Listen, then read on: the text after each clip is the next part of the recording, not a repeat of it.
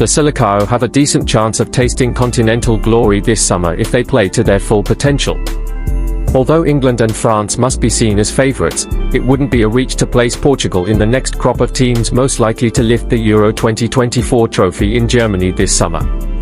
After an underwhelming showing 3 years ago, where they were dumped out of the competition in the last 16 at the hands of Belgium, as well as a shock World Cup quarter-final exit to Morocco in Qatar, the Selecao will be motivated to put in a better showing this time around.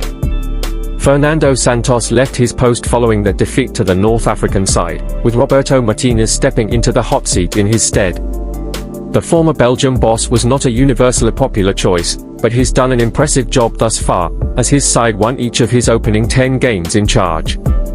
Martinez is blessed with a group bulging with talent, and they should be extra motivated to perform for Cristiano Ronaldo, in what is likely to be his last ever international tournament. But who made Portugal's 26-player Euro squad? Let's dive into today's video. Don't forget to subscribe and click the like video button. Goalkeepers. Portugal are blessed with a strong pool of goalkeepers heading into the tournament. Porto's young shot-stopper Diogo Costa, linked with several Premier League sides in the recent past, has emerged as the number one, but should he not be available, both Roma's Rui Patricio and Wolves' Jose Sa are more than capable of stepping in. Defenders. Portugal's defensive options are strong, too. Ruben Dias and João Cancelo are nailed-on starters at the back, while Manchester United star Diogo Dalot has proved a popular choice down the left-hand side of defence. The question of who will partner Dias at centre-back is more open. Martinez has flipped between a back four and back three since taking over, with youngsters Goncalo Inacio and Antonio Silva both receiving minutes. Though the ageless Pepe remains an option, too. Midfielders. Bruno Fernandes was the only player who featured in each of Martinez's first 10 games in charge, but the other midfield positions are more open. Ruben Neves and Otavio moving to the Saudi Pro League has not affected their international prospects, while holding midfielders Danilo Pereira and João Palhinha will provide some much-needed steel. Forwards. When Martinez took over, the question he had to ask straight away was whether he would continue relying on Ronaldo as his go-to striker. He opted to stick by the legendary forward, and Ronaldo thanked him for his faith by scoring 10 goals in his first 9 games.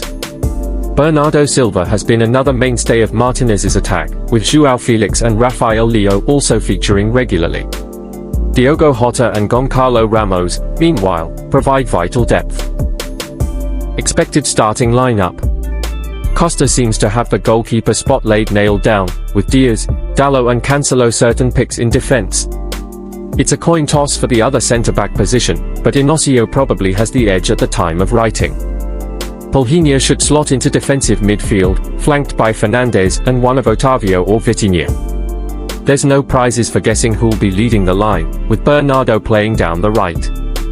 That leaves just the left forward berth free, and it's a tough one to call, with Felix and Leo hardly enjoying vintage seasons this time out and Jota having suffered from injury problems all season.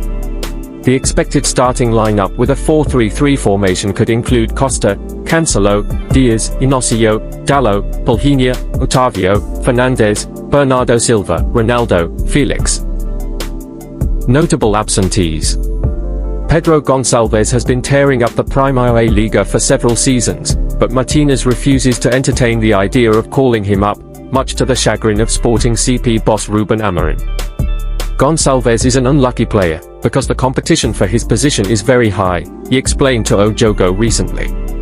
Arsenal midfielder Fabio Vieira's lack of minutes means he hasn't made the cut, while the formerly highly rated Goncalo Guedes and André Silva are both way out of contention due to poor club form.